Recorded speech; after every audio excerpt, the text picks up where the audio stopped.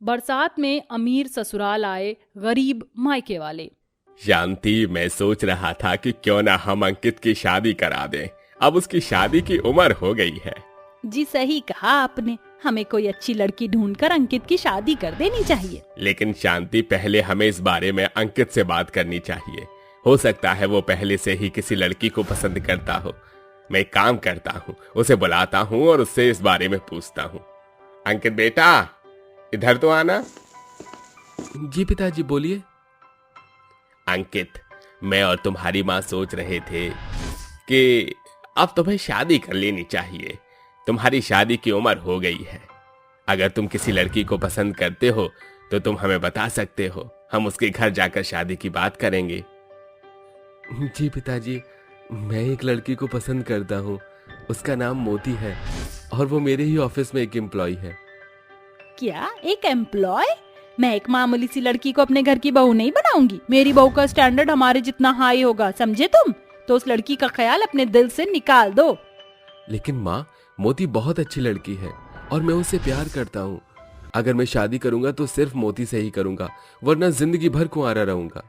अंकित बहुत अमीर परिवार से होता है, वहीं मोती एक गरीब परिवार से होती है। मोती अंकित की कंपनी में एक छोटी सी एम्प्लॉय होती है, लेकिन स्वभाव में बहुत अच्छी होती है, जिससे अंकित मोती को पसंद करने लगता है और धीरे धीरे मोती भी अंकित को पसंद करने लगती है और उनकी ये पसंद जल्द ही एक प्यार के रिश्ते में बदल जाती है। मोती, मैं तुमसे बहुत प्यार करता हूँ और मैं तुमसे ही शादी करना चाहता हूँ। मेरी फैमिली अपने हाई स्टैंडर्ड की वजह से तुम्हें एक्सेप्ट नहीं करेगी, लेकिन मैं तुमसे ही शादी करूंगा। हम एक काम करते हैं, हम मंदिर जाकर शादी कर लेते हैं, फिर हमें कोई भी अलग नहीं कर पाएगा। लेकिन अंकित, ये सब ठीक रहेगा? मैं एक गरीब परिवार से हूँ और तुम इतने अमीर परिवार से। मुझे नहीं लगता कि शादी के बाद भी तुम्हारी फैमिली मुझे कभी एक्सेप्ट करेगी। तुम फिक्र मत करो, हमारी शादी के बाद वो लोग तुम्हें जरूर एक्सेप्ट करेंगे। जिसके बाद मोती और अंकित एक मंदिर में जाकर शादी कर लेते हैं। जिसके बाद अंकित मोती को अपने घर ले जाता है। अंकित, ये लड़की कौन है, वो भी शादी के जोड़े में? माँ, ये मोती है जिससे मैं प्यार करता हूँ और हमने शादी कर ली है। देवर जी, आपने एक मामूली और गरीब लड़की से शादी कर ली। अब लोग क्या कहेंगे कि इतने बड़े खानदान की छोटी बहू एक गरीब परिवार से? आपने तो हमारी समाज में नाक ही कटा दी। हाँ भैया, ये आपने सही नहीं किया। मैं इस मामूली लड़की को अपने घर की बहू नहीं मान सकती हूँ। इसे अभी कभी यहाँ से निकाल दे। ठीक है माँ, अगर आप मेरी पत्नी को नहीं अपनाओगी और वो इस घर में नहीं रहेगी तो मैं भी इस घर में नहीं रहूंगा। शांति, जो होना था वो हो गया। अब मोती ही हमारे घर की बहू है। पति के कहने पर और बेटे के घर छोड़कर जाने के डर से शांति मोती को स्वीकार कर लेती है और उसका गृह प्रवेश करती है। लेकिन मोती के गरीब होने की वजह से उसकी सास, नंद और जेठानी उसे कुछ ज्यादा खास पसंद नहीं करती हैं। ऐश्वर्या हमेशा मोती से ही घर के सारे काम कराया करती है और उसके गरीब होने की वजह से उसे हमेशा ताने देती है, लेकिन मोती उन्हें कुछ भी नहीं कहती। ऐसे ही समय बीतता रहता है। मोती के गरीब परिवार के होने की वजह से उसके घर के हालात ठीक नहीं होते हैं। मोती का परिवार जिस गांव में रहता है, वहां ज्यादा बारिश हो जाने की वजह से बाढ़ आ जाती है। खुशी के बावजूद पूरा गांव बाढ़ की वजह से डूब गया है। सबके घर टूट गए हैं, सारे गांव में तबाही आ गई है। अब हम कहाँ रहेंगे? हाँ बाबूजी, हमारा घर भी इस बाढ़ की वजह से टूट गया है। ये घर ही हमारा इकलौता सहारा था, अब वो ही नहीं रहा। अब बिना छत के हम कहाँ और कैसे रहेंगे? हम एक काम करते हैं, हम मोती बिटिया के ससुराल चलते हैं। वहाँ हम कुछ दिन रह लेंगे। वो लोग बहुत अमीर हैं और उनका घर भी बड़ा है। शायद इतने बड़े घर में वो हमें रहने के लिए एक छोटी सी जगह दे दे। जब बाढ़ खत्म हो जाएगी तब हम कहीं न कहीं अपना इंतजाम कर लेंगे।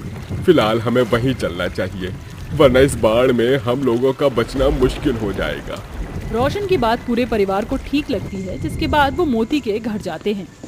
बाबूजी, माँ और खुशी, आप तीनों यहाँ, वो भी अचानक। सब ठीक तो है ना? बेटा, गांव में बाढ़ आ गई है। उस बाढ़ में हमारा सब कुछ चला गया, हम बेघर हो गए। बाढ़ की वजह से हमें कहीं पर भी रहने की कोई सहारा नहीं था, इसलिए हमने सोचा कि जब तक ये बाढ़ कम ना हो जाए तब तक हम तुम्हारे घर पर रह लेंगे। माँ, ये भी कोई बोलने वाली बात है? जब तक सब ठीक नहीं होगा आप सभी यहीं पर ही रहेंगे। हाँ समधन जी, मोती बहू बिल्कुल ठीक कह रही है। आप जब तक चाहें तब तक यहाँ रह सकते हैं। इसे अपना ही घर समझिए। मोती के गरीब परिवार वालों के अपने घर में रहना शांति, ऐश्वर्या और भूमिका को बिल्कुल पसंद नहीं था। आप लोग क्या यहाँ मुफ्त की रोटी तोड़ने आए हैं? घर में इतना सारा काम पड़ा है और ये नहीं कि काम में हाथ बंटवा ले। आराम से एसी की हवा खा रहे हैं। नहीं ऐश्वर्या बेटा, ऐसा नहीं है। अगर मुझे पता होता तो हम जरूर तुम्हारे काम में मदद करते। तुम मुझे बता दो क्या काम करना है, मैं कर दूंगी। ठीक है, किचन में बर्तन रखे, आप उन्हें धो दीजिएगा और घर में जाले बहुत हो गए हैं, उन्हें साफ कर दीजिएगा। जब आप दोनों के काम खत्म हो जाएं तो मुझे बता देना। अगर कुछ और काम होगा तो मैं आपको बता दूंगी। इतना कहकर ऐश्वर्या वहां से चली जाती है। ऐश्वर्या की ऐसी बातें सुनकर मोती के माँ बाप को बहुत दुख होता है, लेकिन वो जानते थे कि इस बाढ़ में इस घर के अलावा कोई और सहारा नहीं है। जिसके बाद वो आंखों में आंसू लिए सारे काम करने लग जाते हैं। ऐसे ही कई दिन बीत जाते हैं। मोती के ससुराल वालों का घर दूसरों के घरों के हिसाब से बहुत ऊंचाई पर होता है, जिस वजह से इनके घर में बाढ़ का पानी नहीं आता। लेकिन ऐश्वर्या का बेटा मोनू एक दिन खेलते खेलते घर के बाहर चला जाता है। खेल खेल में उसका ध्यान हटता है, जिस वजह से वो बाढ़ के पानी में गिरने वाला होता है कि तभी मोती के पिता रोशन आकर उसकी जान बचा लेते हैं। मोनू बेटा, तुम ठीक तो हो ना? तुम्हें कहीं चोट तो नहीं लगी ना? मेरे बेटे, तुम ठीक तो हो ना? तुम यहाँ कैसे आए? ऐश्वर्या बेटा, मोनू खेलते खेलते घर के बाहर चला गया था। मोनू बाढ़ के पानी में गिरने ही वाला था कि तभी मैंने इसे देख लिया। अब मोनू बिल्कुल ठीक है, तुम चिंता मत करो। अपने बेटे की जान बचाते हुए देख ऐश्वर्या की आंखों में आंसू आ जाते हैं और उसको अपनी गलतियों का एहसास हो जाता है। ऐश्वर्या के साथ साथ ऐश्वर्या की सास और नंद को भी अपनी गलतियों का एहसास हो जाता है। आप लोग मुझे माफ कर दीजिए। अगर आज आप लोग नहीं होते तो मेरा बेटा शायद आज जिंदा ना होता। मैंने जो भी आप लोगों के साथ किया उसके लिए मैं बहुत शर्मिंदा हूँ। जी समधी जी, अमीरी के घमंड में आकर हमने हमेशा आप लोगों को ताने दिए, लेकिन आज हमें हमारी गलती का एहसास हो गया है। अगर आज आप ना होते तो आज मैं अपने पोते को हमेशा हमेशा के लिए खो देती। नहीं समधन जी, आपको हमसे माफी मांगने की कोई जरूरत नहीं है। ऐश्वर्या तो मेरी बेटी जैसी ही है और एक पिता अपनी बेटी की बातों का बुरा नहीं मानता।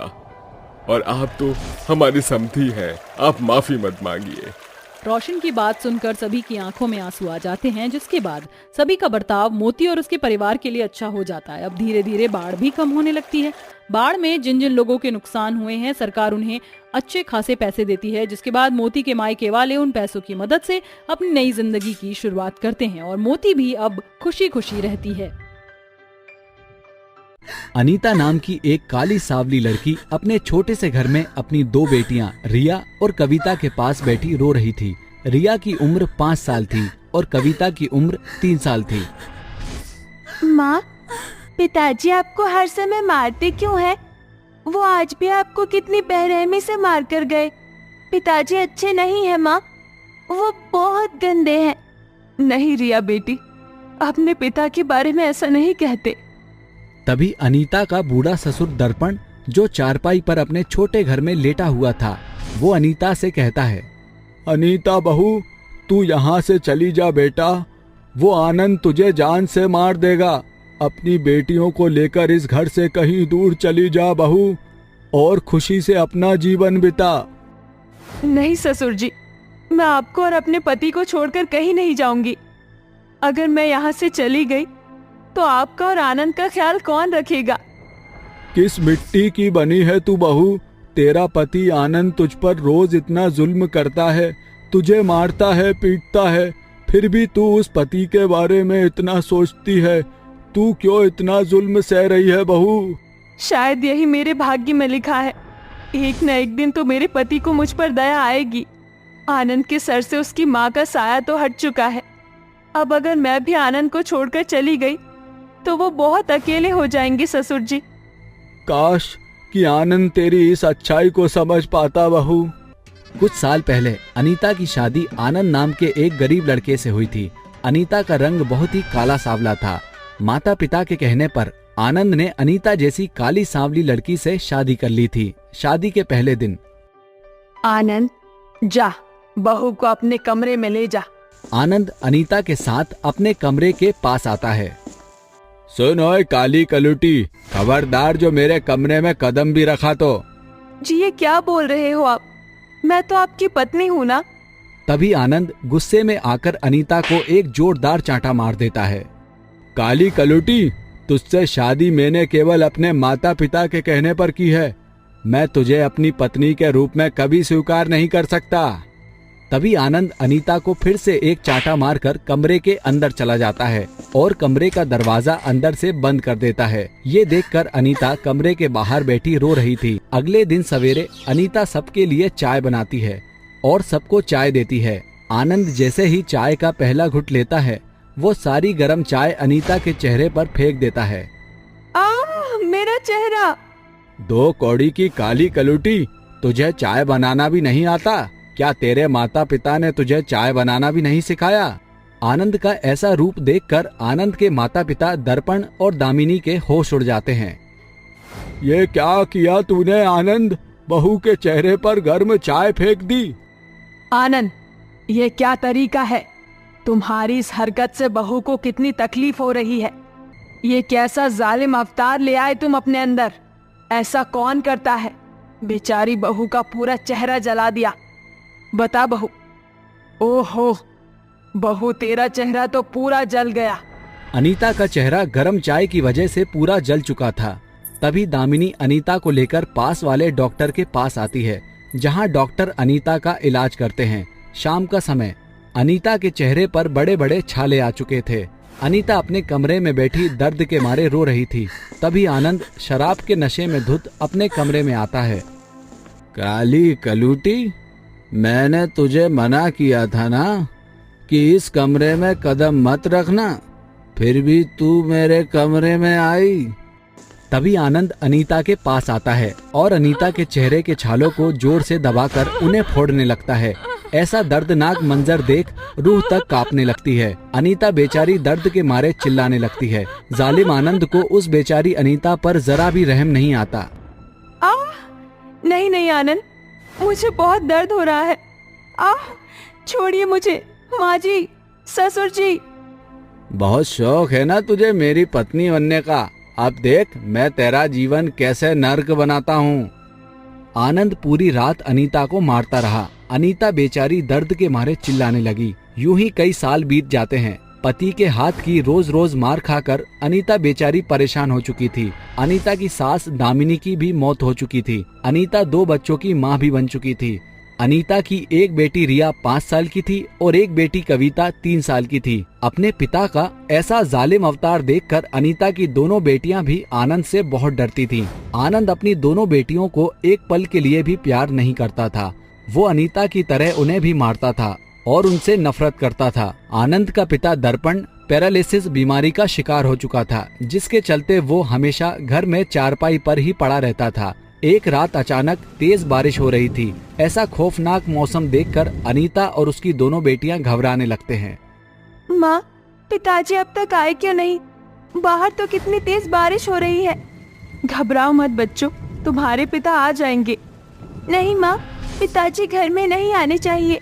अगर वो घर में आए तो वो आपको फिर से मारेंगे। हे भगवान, मेरे पति की रक्षा करना।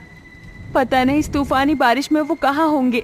तभी आनंद एक खूबसूरत लड़की के साथ घर आता है। उस लड़की का नाम उर्मिला था, जो दुल्हन के ड्रेस में थी। उर्मिला और आनंद को एक साथ देख अनीता के होश उड़ जाते हैं। आनंद, ये लड़की कौन है? काली कलूटी, ये तेरी सौतन है और मेरी पत्नी उर्मिला। मैंने उर्मिला से शादी कर ली है। देख कितनी खूबसूरत है ये। अब तेरा और तेरे इन बच्चों का मुझसे कोई वास्ता नहीं, इसलिए अपने बच्चों को उठा और निकल जा मेरे घर से। आनंद की ये बात सुनकर अनीता के पैरों तले जमीन खिसक जाती है। ये क्या कह रहे हो आप आनंद? मैं आपकी पत्नी हूँ, हमारी 2 बेटियां हैं, फिर भी आपने इस लड़की से शादी कर ली। मैं अपनी जिंदगी में जो चाहे करूं, तू होती कौन है मुझसे बोलने वाली? अपने बच्चों को उठा और निकल मेरे घर से। आनंद अनीता और उसकी दोनों बेटियों को धक्के मारकर घर से बाहर निकाल देता है। ऐसा मत कीजिए आनंद, मैं अपनी दोनों बेटियों को लेकर कहाँ जाऊंगी? मुझे इस घर से मत निकालिए, मैं आपके पैर पड़ती हूँ। ये देखकर आनंद का पिता दर्पण, जो कि घर के अंदर चारपाई पर पड़ा हुआ था, वो जोर जोर से आनंद को चिल्लाने लगता है। ऐसा मत कर बेटा आनंद, बहू को घर से मत निकाल बेटा आनंद। इतना कहते ही आनंद घर का दरवाजा बंद कर देता है। अनीता आनंद के सामने गिड़गिड़ाती रही, पर आनंद को अनीता और उसके बच्चों पर जरा भी रहम नहीं आया। तभी अनीता रोते रोते उसी तूफानी बारिश में अपनी दोनों बेटियों को लेकर गांव के एक पुराने स्कूल में आती है और स्कूल की छत के नीचे बैठकर रोने लगती हैं। माँ, ये सब क्या हो गया? अब हम कहाँ जाएंगे माँ? आखिर क्यों भगवान जी, क्यों मुझ गरीब के जीवन में इतने दुख लिखे हैं? क्यों मेरे साथ ही हमेशा ऐसा होता है? अब मैं अपनी दोनों बच्चियों को लेकर कहाँ जाऊं? अनीता और उसकी दोनों बेटियां खूब रोने लगती हैं। अनीता ने कभी नहीं सोचा था कि उसे अपने जीवन में ये दिन भी देखना पड़ेगा। जैसे तैसे सवेरा हो जाता है। अनीता उसी स्कूल में अपने बच्चों के साथ सोई हुई थी। तभी उसी स्कूल का एक चपरासी रमेश अनीता और उसकी बेटियों को नींद से जगाता है। आप लोग कौन हो और यहाँ स्कूल में क्यों सोए हो? तभी अनीता रमेश को अपने बीते कल के बारे में सारी बात विस्तार से बताती है। अनीता की दुख भरी कहानी सुनकर रमेश की भी आंखों से आंसू निकल आते हैं। आपके साथ तो बहुत ही बुरा हुआ, सुनकर ही आंखों से आंसू निकल आए। पर अब आप कहाँ जाएंगी? देखते हैं अब जहाँ किस्मत ले जाए, क्योंकि मुझ गरीब के जीवन में अब तक दुख ही दुख लिखा था, शायद आगे भी वही लिखा हो। इतनी बड़ी दुनिया में अपनी बेटियों को लेकर आप कहाँ जाएंगी? मेरी मानिए तो आप मेरे साथ मेरे घर चलिए। मैं यहीं पास में ही रहता हूँ और अकेला रहता हूँ। मैं आपको इसी स्कूल में चपरासी की नौकरी भी दिलवा दूंगा ताकि आप अपना जीवन आराम से बिता सको। उसके बाद रमेश अनीता और उसकी दोनों बेटियों को लेकर अपने घर चला आता है और 2 दिन बाद ही रमेश अनीता को उसी स्कूल में चपरासी की नौकरी दिलवा देता है। जिसके बाद अनीता उस स्कूल में नौकरी करके अपना और अपनी बेटियों का पालन पोषण करने लगी। इधर आनंद की शराब की आदत की वजह से उर्मिला आनंद को हमेशा के लिए छोड़कर चली जाती है और दर्पण की भी मौत हो जाती है। अब आनंद भिखारियों की तरह सड़कों पर घूमने लगा और अनीता रमेश से शादी करके उसके साथ अपनी बेटियों के साथ एक हंसता खेलता जीवन बसर करने लगती है।